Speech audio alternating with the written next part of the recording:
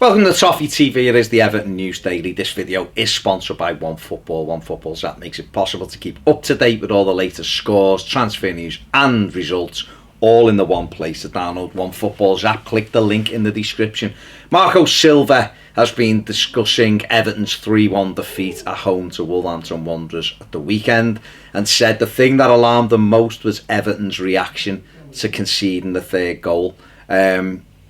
I think I'd been alarmed at our reaction to conceding the second goal and the first goal, to be honest, any goal, because it hasn't been good enough this season. But certainly the third goal at the weekend, you would have expected some kind of reaction from the players, and he felt as though he didn't see any reaction to that. It's been reported in The Guardian, he's quoted there that he said, you know, if it's the players have seen him when he's angry, you know, he comes out calm in front of the media, but the players know when he's been angry, and he's been angry a number of times this season. But whatever's happening, it's not working at the minute, so maybe he needs to try something different. You know, Stan Collymore weighed in on the debate today and said if he doesn't turn this round at Everton, he is finished in England as a top flight manager.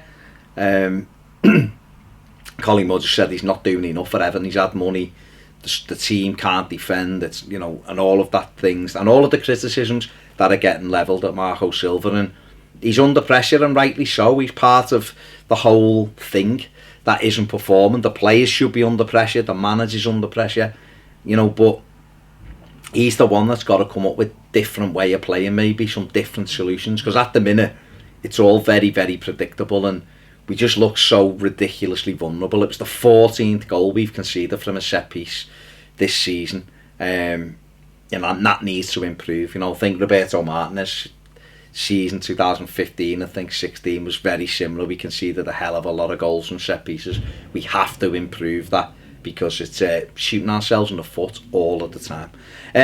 It's been revealed that Yannick Bolasie completed his loan move to Anderlecht with 43 seconds to go before the transfer window shut. Anderlecht have said they don't want to do something like that again. It's very complicated trying to get players from England, the way it works. But Bolasie played in a 2-1 defeat yesterday for Anderlecht by Standard Liège, so we'll have to see how he does over there. Cuca Martina was an unused sub as Feyenoord lost 2-1 over the weekend. Robin van Persie scored for them, but he didn't get on. And our other subs, Callum Connolly played in midfield for Bolton, but they went down 2-0 to Sheffield United. Kieran Dowell came on for the final 5 or 6 minutes of that one, and Benny Benningham, he was an unused sub for Wigan at the weekend. He was on the bench with Darren Gibson and Callum McManaman, who formerly of Everton. Better bench than us. I'm not even gonna give that comment an answer. David Unsworth has been speaking about Joao Virginia and how impressed he's been with the form of the Portuguese goalkeeper of late. He also praised Morgan Feeney and Tyus Browning in there as well, but he focused on Virginia and said he's been a revelation for us. And obviously with Martin Stecklenburg getting older, you just wonder if Virginia is going to step up and be the number 2 next season. Not sure what will happen with Stecklenburg in the summer, but just interesting to see if Virginia becomes our number 2. He's in the squad most of the time, always training with the goalkeepers before the game and stuff, so Marco Silva has used them as part of the squad and got the feel for it all season, so it'll be interesting to see whether he takes over the gloves as the number 2 next season. And finally, Royston Drenthe has been speaking about his time at Everton and said that he should have worked harder for David Moyes. He said, talking about the semi-final, the team meeting before the FA Cup semi-final, when we needed them in 2012, he turned up a bit late and went in. He said, I should have walked in and shut up and sat down quietly at the back.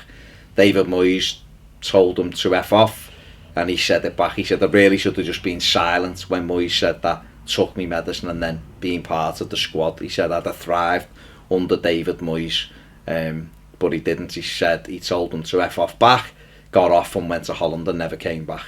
And and we know what happened in that semi-final. And who knows, Royston, if you'd have played at Wembley that day, you might have been a difference, and it could have worked out very differently. But it just shows you that sometimes players react in a way that doesn't give them a way back, basically. And you know, there you go.